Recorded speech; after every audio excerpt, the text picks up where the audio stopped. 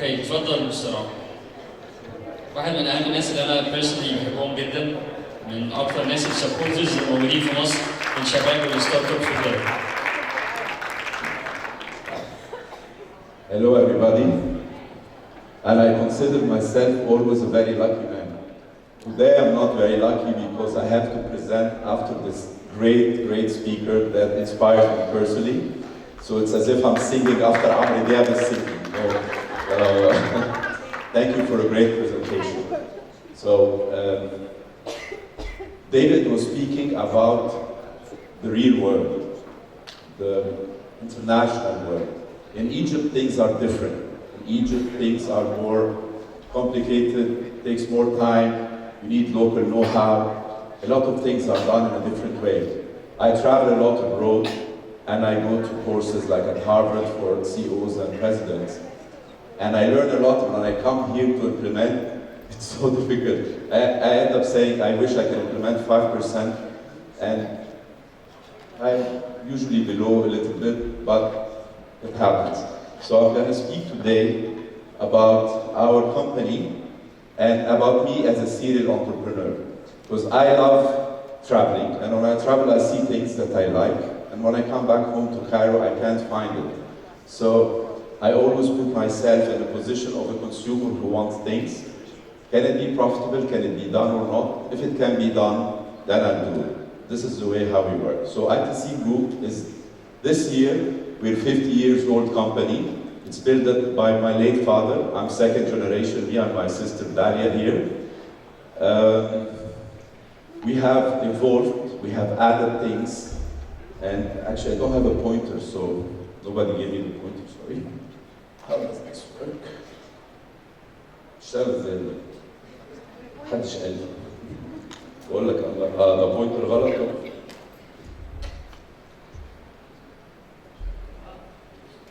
Okay, cool. Nice. So this is ITC Group and Amelie Buzz.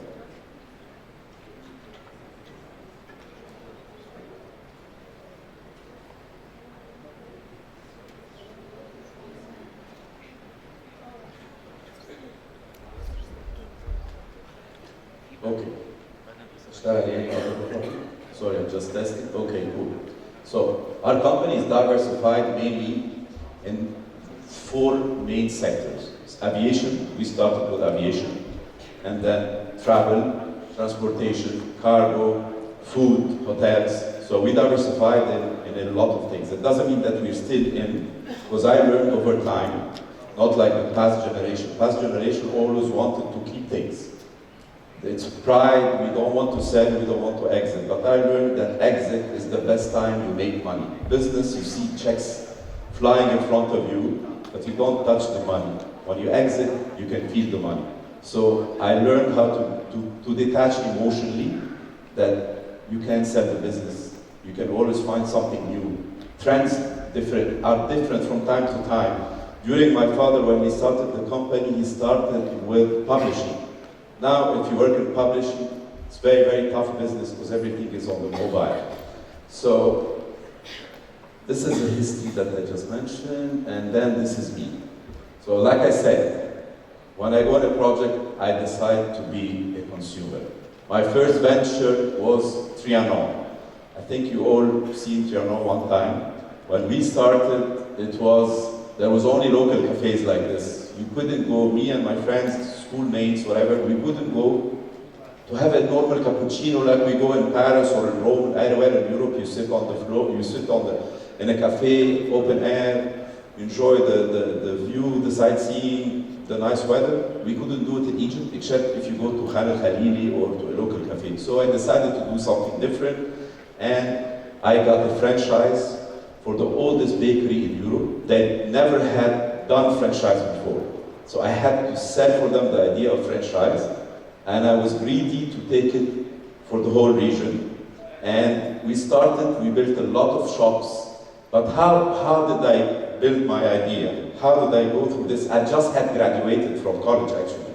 So I said, I'm the niche, me and my friends are a niche. We're ready to pay money to drink a nice cappuccino, not in a hotel, not in a 5-star hotel. Okay, then Is there any cafes? No, no competition. Number 3, great location. We had offered by a friend of the family a fantastic location. At that time, Jamiat al-Dawal was the Champs-Élysées, and I'm saying at that time because now it's a horrible place to be. And the other thing is, I was a student, I just graduated, so can I integrate it or empower through the businesses we already have? We were building at that time the Sheraton Royal Gardens. So we had a full F&B people on the payroll, we had chefs, we had general managers, we had a lot of know-how, so it's not going to cost me anything because they already exist. So we started using them. And then finance. My father said, I'm not going to finance you. You want to do it, you do it alone. And my friend here from Denmark, Bert Steffensen, who's sitting with us, he's the CEO of our F&B business. He told me, I'll get you money through Danida, as long as you empower women, you work on the environment, all the things that didn't exist. So we got our first money, it was £1 million from Danida, which is the Danish Investment Corporation. And then the marketing.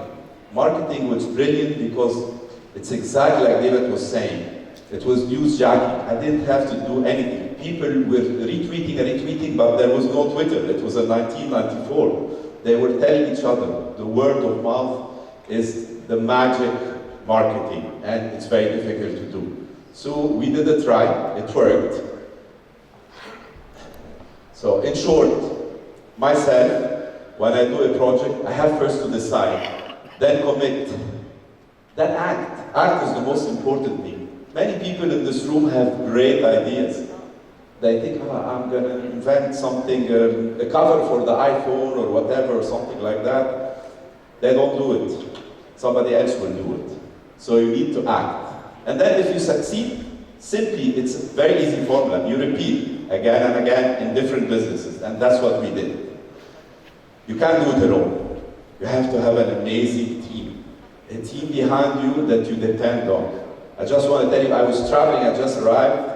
My team, we finished this presentation half an hour ago because I knew the team would understand what I want and how to put it together. I'm not a professional speaker, I'm a serial entrepreneur, and I just want to pass my experience to other people. So I don't have a preset presentations, and I don't want to repeat whatever I said last time.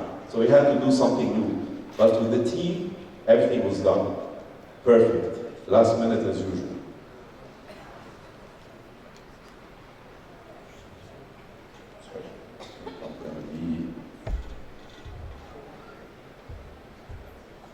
Can you help me please? Something is wrong with the pointer.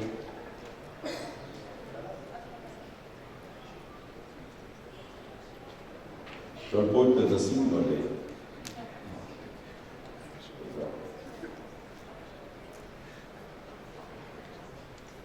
ينفع نعملها بالمانيوال؟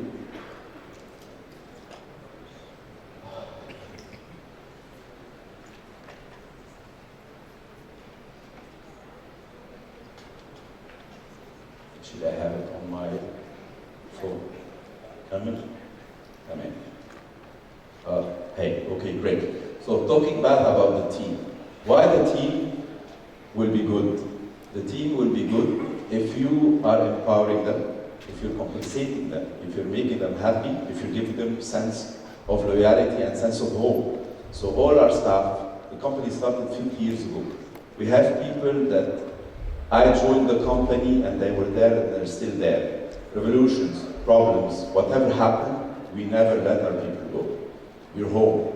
And that's why we don't lose staff. So this is very important. And of course, this everybody knows how to compensate, how to make the employees happy, etc. Next, please.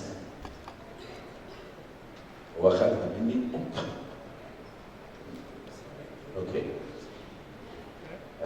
Okay, next, please.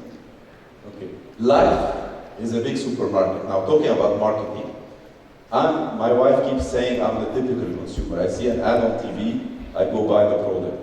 I see something on Twitter, I go buy the product, and so on. So, if people like me, which is the majority of the human beings, they get distracted. You go to the supermarket to buy something, you see other things, you buy them, you don't need them. Okay, next please. Okay, so you see 300 products a minute. What can you buy?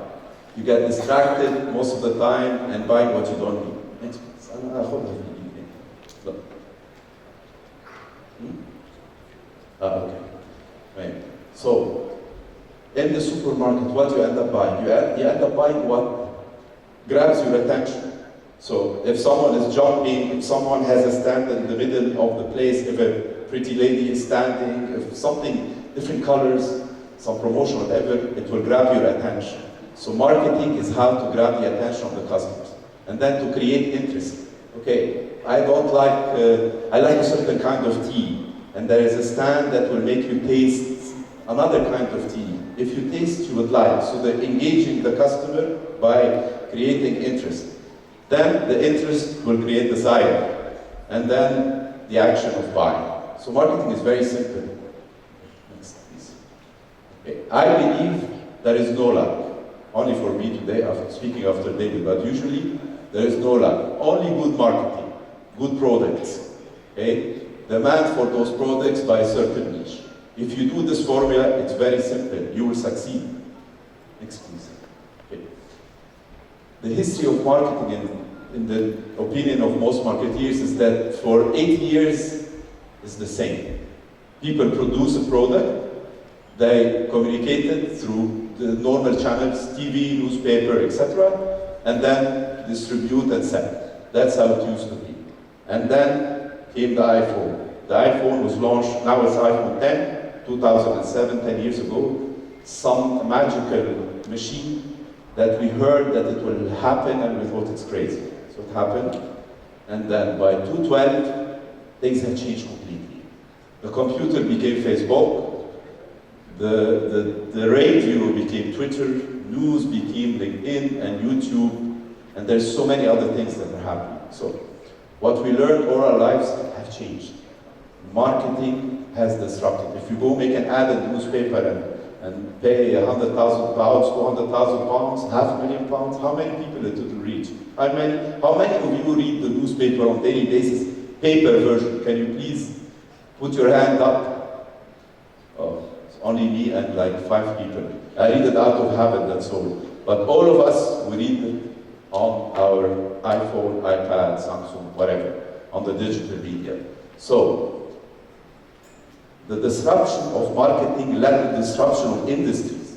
So, companies like Uber, Facebook, Alibaba, Airbnb, all these companies you know about very well, they became higher values than Shell oil and all the petroleum industries.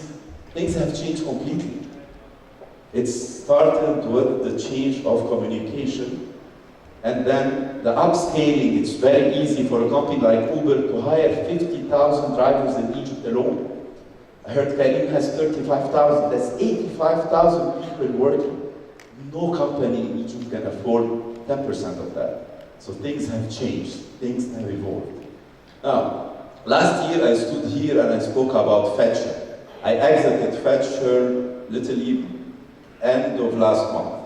So Fetcher was a startup regarding delivery, like Uber, but for deliveries. The guys did a fantastic job. I was a partner and the Chairman CEO of Egypt. They took #1 startup on the Forbes list for the MENA region. They are valuated at $120 million. When we started at seed, it was $1 million 4 years ago. Again, technology, resources, communication, marketing. So we exited successfully, did very well, and I decided to evolve, do something new, because I can't just sit and do only one thing. I'm a multitasker. And we decided to do this company. We built everything in it from scratch. All the things that I couldn't do in Fetcher, because Fetcher is a multinational, they're in 4 countries, there's a lot of rules. We have investors from San Francisco and EA, we have Al-Futtaim, too many people, and I'm a free bird, I cannot be controlled. So I said, no, I'll exit, I made my cut, I'm very happy now, I'll do something my way, localize it to Egypt. The problem with Fetcher when we came in is that Dubai is the perfect place to work. We have the passport of the driver, we have the ID of the driver. There is 2 roads, parallel roads I call them, the Sheikh Zayed Road and the Al Khair Road. You can't go wrong. And in Egypt, the iPhone is 23,000 pounds.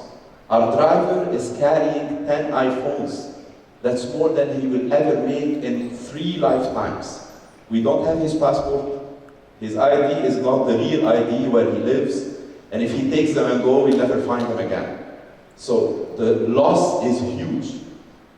But we still decided to do it based on the know-how and the mistakes and the losses we did in our venture with Fetcher. Can you go next, please? Okay, so the plan is send anything, receive anything, anywhere, anytime. And this is done through technology and through the system of upscaling. In Fetcher, we bought 150 motorcycles, 50, 60 cars. With us, we're like a small model of Uber. We outsource, but we control, exactly like what they do, in order to be scalable. And our next venture will be Saudi Arabia, and then parts in Eastern Europe. We go where it's easy to grow, and where there is a lot of business, where competition is less. We don't go in the big, I don't want to go to Dubai. Dubai is the most complicated and competitive market in the world. It's a lovely lifestyle, but very difficult to make money. Next, please. Okay. So, when we do a business, I always think about optimization. How we can spend less, how we can make more money in where we have businesses. So Fetcher came out, mainly we wanted to do a delivery company for a burger chain that we're going to launch. It's a Los Angeles brand company called Fat Burger. So we're launching soon, actually next month we're launching Fat Burger officially. So he said, what do I need? I need a call center. I need motorcycles for delivery because in Egypt 80% of the food, like burgers and so on, they're sold not in the stores, they're sold by delivery. So I just have encountered Sharif Ali. He is the head of Preston, he's sitting here. Sharif worked with me in Fetcher. And again, he's like me, he liked localization. He said, you know what, I'll do a call center, it's not going to cost you anything.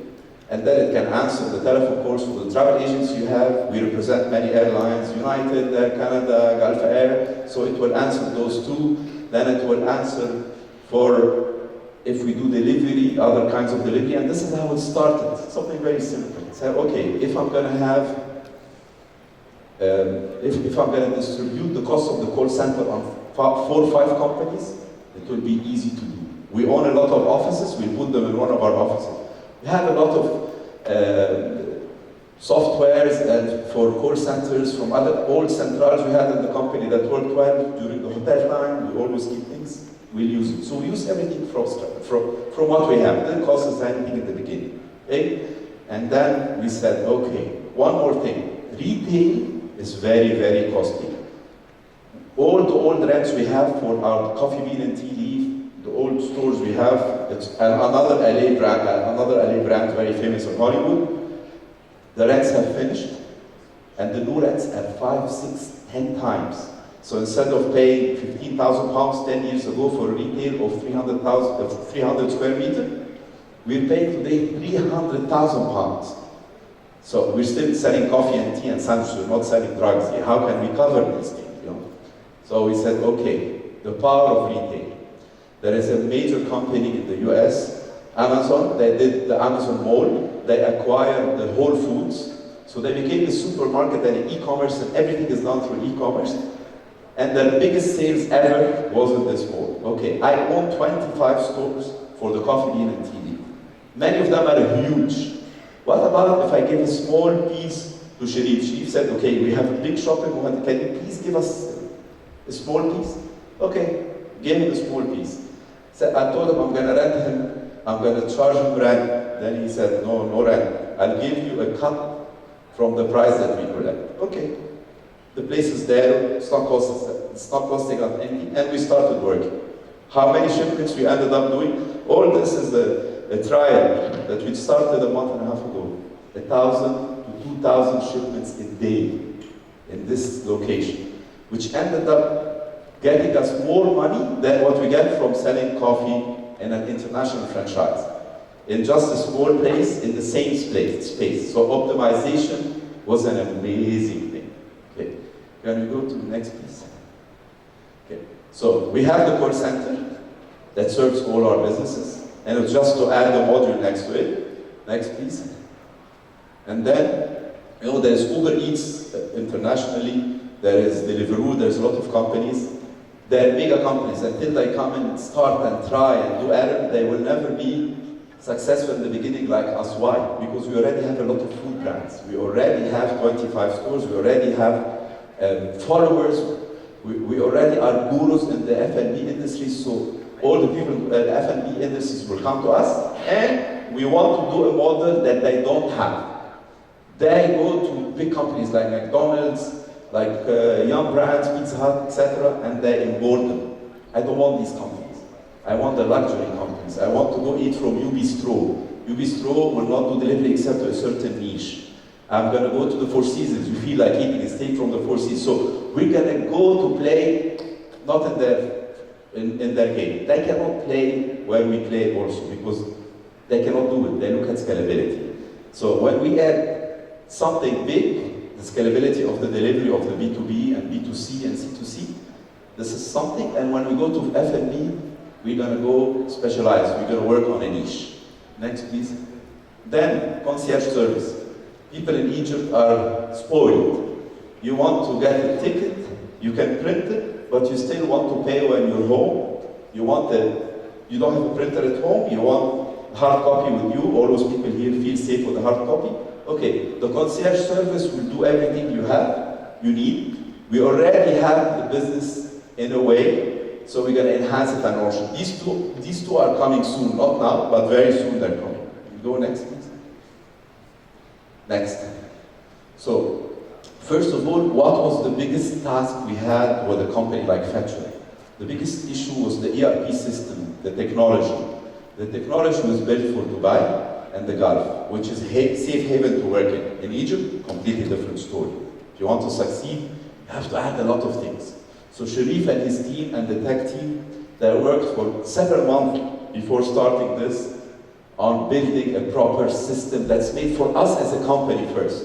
That's why we're not starting to make trial and error on the consumer. We're starting on ourselves, on our teams, to link things together, and then on our partners. And this is actually the real system we have for ourselves. So every driver has a tab, we have these computers, everything is done through a very good process of tech. Next, please. Okay, then tracking our drivers, of course. Everyone is enhancing the GSM system that Google is using, and everyone is... Oh, so we have two drivers from Presto coming for a delivery. Oh, thank you. That's my favorite magazine, Enigma, and Naguib here is on, my friend. I hope he buys us one day for a few $1 billion. And Jumia. Thank you very much. Jumia is our partner that we started with this trial on the Coffee Bean and Tea Leaf store in Muhandisi. It was our first trial. So I'm going to invite Omar. Omar Sawi, he's the business development manager from Jumia, and he's going to give you an idea about Jumia. How much are you going to charge me for it? My name is Omar Sawi, and I'm and partner services in Jumia. First of all, I'm very happy to speak alongside with Omar Eslam here today as a man with a great vision.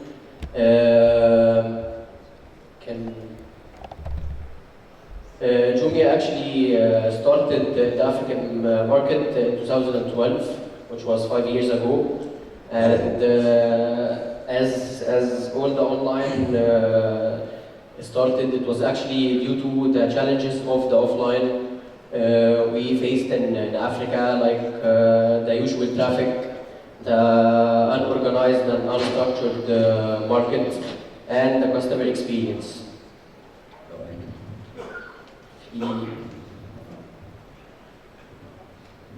Okay, next. So we have a lot of online marketplace ventures under the Jumia group. One of them actually is Jumia Services, which I'm presenting here today. Jumia Services have 50 plus logistics partners across Africa. We actually, first of all, we have like 4 main challenges in the online in Africa, which was the trust, and the logistics, and the internet penetration and talent. So I'm going to discuss here today the logistics, which was our main focus here in Egypt and in Jumia across Africa.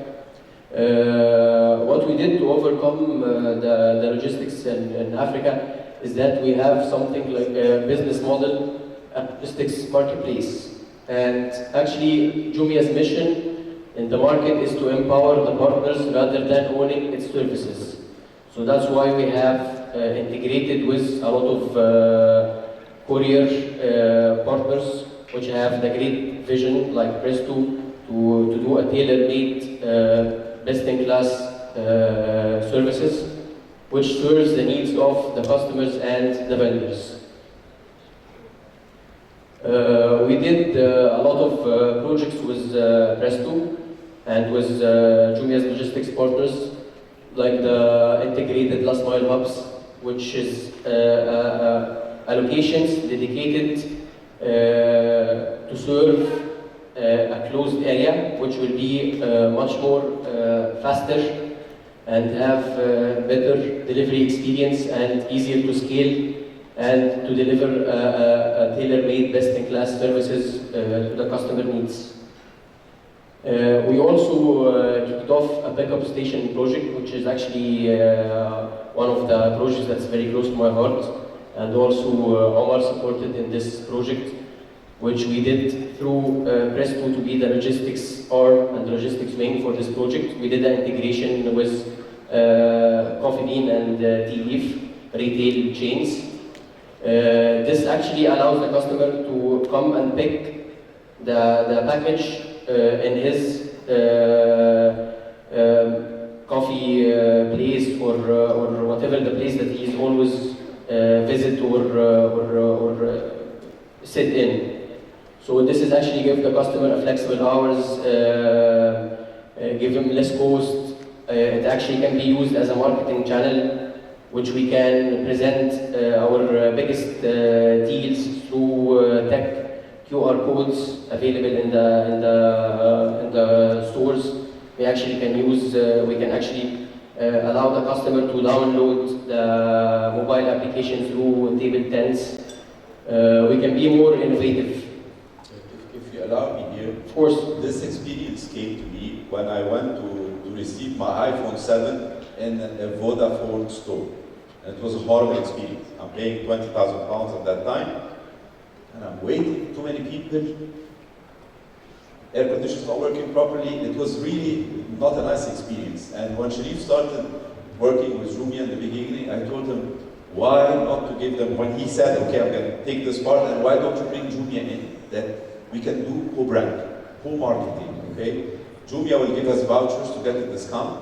Jumia will initiate, they have this something called flash sales, like on all e-commerce. You have a flash sales, you have 15 minutes to get an iPhone for 60% or to get a laptop for 70%, something like that. So they will give us 15 minutes ahead of time in the stores.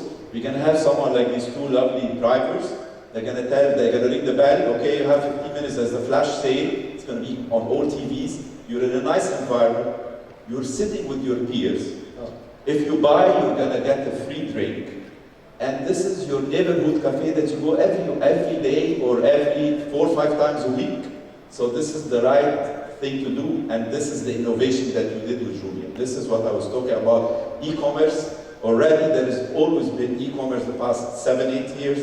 It's been delivery companies, international ones like Aramex, like UPS, like whoever, DHL, worldwide, I'm talking about internationally. They bring you the package at home. Okay, I had something that came up. I want to go somewhere. I want to go to the movies. They're late. Go to the neighborhood cafe. Whenever you feel like in a lovely environment, and take your product. And this is something you unseen in Egypt, and nobody can do. Why? International chains cannot do because there is strict franchises like who has 20 plus stores here. Only Kuwait company is shared, they have Starbucks, they're not going to do it. Americana Group, they cannot do it, because these are mega companies. But we're a small company that we're agile. Then the local brands, how many companies, how many branches they have? 2, 3, 4. So we're everywhere, and we're expanding. And this is why it's a great experience. You live in Heliopolis, go there to Coffee Bean Heliopolis. Have your drink, have the flash sale, have a gift from Jumia once a month, integrate with the other people, that the other third-party suppliers they have, like Samsung, Apple, etc. Someone from Vodafone will initiate your phone, the new iPhone 10, when you're sitting down and give you the line and make it work. So it's an experience that does not exist in Egypt yet. And I'm proud to say we were the first to do this with Zoom. Exactly. Which will have everything on the same platform, and this is actually the ecosystem that we are trying to build through this great partnership and integration. Thank you.